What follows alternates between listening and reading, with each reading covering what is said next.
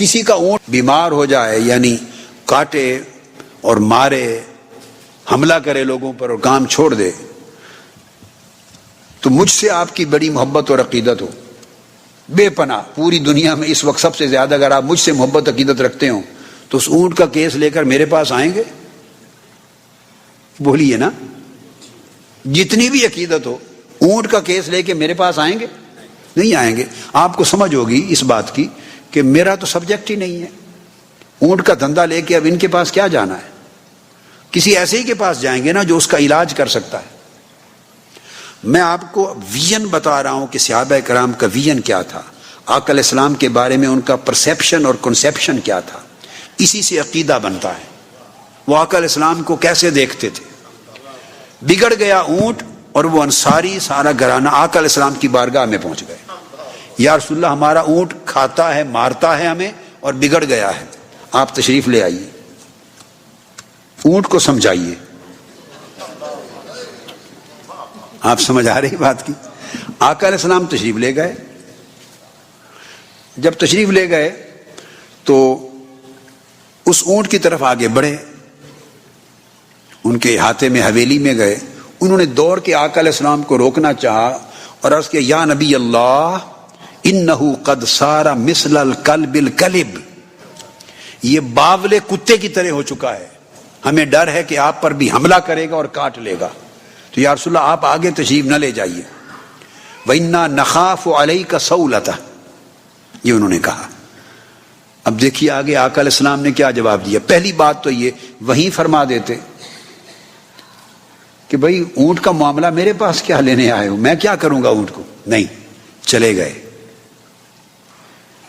اور جب انہوں نے یہ بات کہی، آقا علیہ السلام نے فرمایا فقال لیس علی منہ باس، نہیں مجھے کچھ نہیں کہے گا، مجھے کچھ نہیں کہے گا، اونٹ ہے بھلے پاگل بھی ہو گیا مگر مجھے پہچانتا ہے۔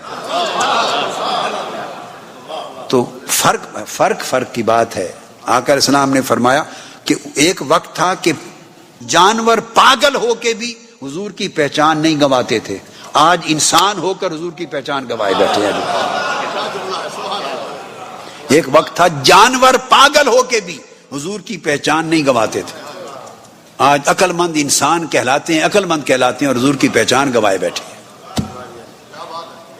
تو آقا علیہ السلام کا جملہ فرمایا لیس علی منہ باس، مجھے کچھ نہیں کہے گا، مجھے کوئی نقصان نہیں پہنچائے گا۔ تو آگے بڑھے، فلما ناظر الجمل الى رسول اللہ صلی اللہ علیہ وآلہ وسلم اقبل نحوہ حتی خر ساجدا بین یدیہ، جب اونٹ نے دیکھا کہ آقا علیہ السلام تشریف لے آئے، وہ دوڑا، دو زانوں ٹانگوں کے بل بیٹھ کر حضور کے سامنے سجدہ ریز ہو گیا، سجدہ کرنے لگا۔ اب آقا علیہ السلام نے کیا کیا؟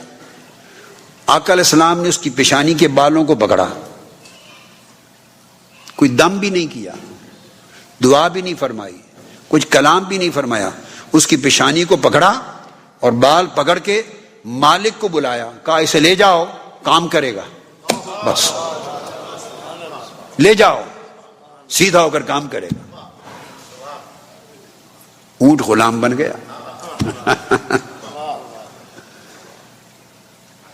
اب صحابہ کرام نے جب یہ دیکھا، وہ اگلا جملہ آخری اس حدیث کا جس کی خاطر میں نے سارا مضمون سنایا، اونٹ کو سجدہ کرتے دیکھا، فقال له اصحابہ یا رسول اللہ صلی اللہ علیہ وسلم هذه بہیمۃ لا تعقل تسجد لک ونحن نعقل فنحن احق ان نسجد لک، یا رسول اللہ یہ جانور ہیں، حیوان ہیں، انہیں عقل اور شعور بھی نہیں، یہ بے عقل جانور ہو کے آپ کو سجدہ کرتے ہیں، اور ہم انسان ہیں، اللہ نے ہمیں عقل و شعور دیا ہے، اجازت دیں کہ ہم بھی آپ کو سجدہ کیا کریں۔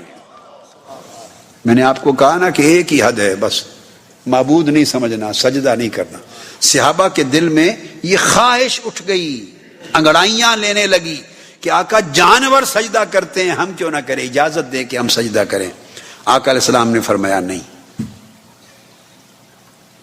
میری شریعت میں یہ حرام کر دیا گیا ہے، بندہ بندے کو سجدہ نہیں کر سکتا.